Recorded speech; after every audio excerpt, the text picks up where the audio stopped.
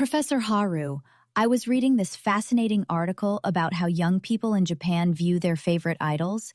It made me wonder, is idol culture really changing? Sakura, you've touched on one of the most interesting cultural shifts happening in Japan today. Tell me, what surprised you most? Well, the article said that 61% of Gen Z see their oshi, their favorite idol, as the ultimate content rather than someone to fantasize about romantically. Only 5% see them as objects of pseudo-romance. That's such a huge difference from what I expected. Indeed, it is. This comes from a comprehensive study by Sozoken, a Gen Z research institute, which surveyed 349 young people aged 18 to 24.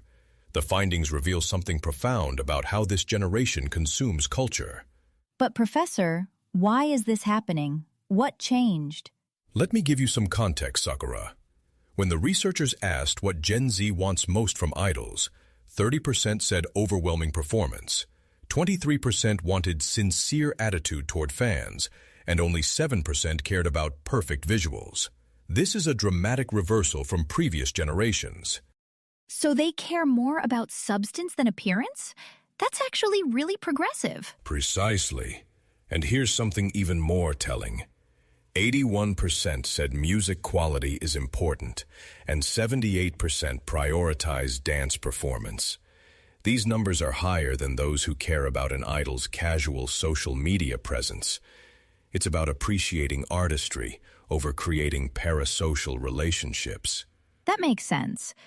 But I've heard the idol economy is enormous. How does this shift affect the business side? Excellent question. According to marketing company Oshikoco, the Oshikatsu economy reached 3.5 trillion yen annually, with about 13 million people participating as of January 2025. The participant base grew by 2.5 million people in just 1 year. 3.5 trillion yen! That's massive! But if attitudes are changing, how are businesses adapting? This is where it gets fascinating, Sakura. The financial services industry has completely reimagined itself. Traditional credit card companies offered cashback rewards, right? But now, companies like Nudge are offering something entirely different. What could be more valuable than cashback? Emotional connection. Nudge provides exclusive idol content, limited photos, videos, voice messages, based on spending amounts rather than monetary rewards. One young fan spent 1.5 million yen on concert tickets and merchandise using this card and received exclusive images from his favorite virtual artist group. Wow, 1.5 million yen! That's a lot of money. It might seem so, but here's the interesting part. The company targets a demographic that traditionally uses cash. 83% of teenagers still prefer cash payments, according to MMD Research Institute. They've made it easy for young people to use credit by allowing convenience store cash payments. That's clever. But wait, if Gen Z values content over romance, does that mean they're spending more money to support their idols? Surprisingly, the opposite is true. The Sozoken study found that 60% of Gen Z spend less than 3,000 yen per month on idol activities, and 28% spend nothing at all. Their primary support methods are completely free. Free? How is that possible?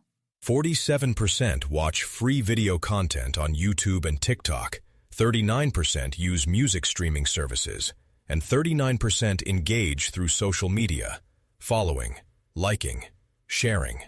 Only 22% buy physical CDs. The support style has transformed from spending money equals love to digital amplification equals support. That's fascinating. So they're supporting artists without necessarily spending money. But Professor, there's something I'm curious about. When idols date someone, don't fans get upset? This is perhaps the most remarkable finding, Sakura. When asked how they'd react to their Oshi's romantic relationship being revealed, 52% said they'd celebrate their happiness. Another 16% said they'd feel sad but continue supporting them. That's about 70% who maintain their support. Really? That's so different from the old stereotype of obsessive fans. Indeed. The Z Sozokan director, Takeshita Yohei, explained that because Gen Z sees idols as the ultimate content rather than pseudo-romantic partners, they can respect the idol's private happiness. It shows a mature, healthy relationship between fans and artists. That's actually beautiful. But what about when companies try to capitalize on this? How do fans feel about corporate collaborations with idols? Here's where Gen Z shows their discerning eye. 55% said collaborations succeed when the idol's personality perfectly matches the product's worldview. But 40% said they fail when companies are just jumping on popularity.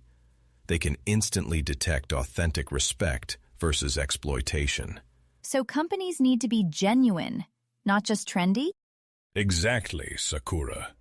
As Takeshita-san pointed out, Gen Z strictly evaluates whether companies treat their idol culture as a valuable culture deserving respect or merely as a target to exploit.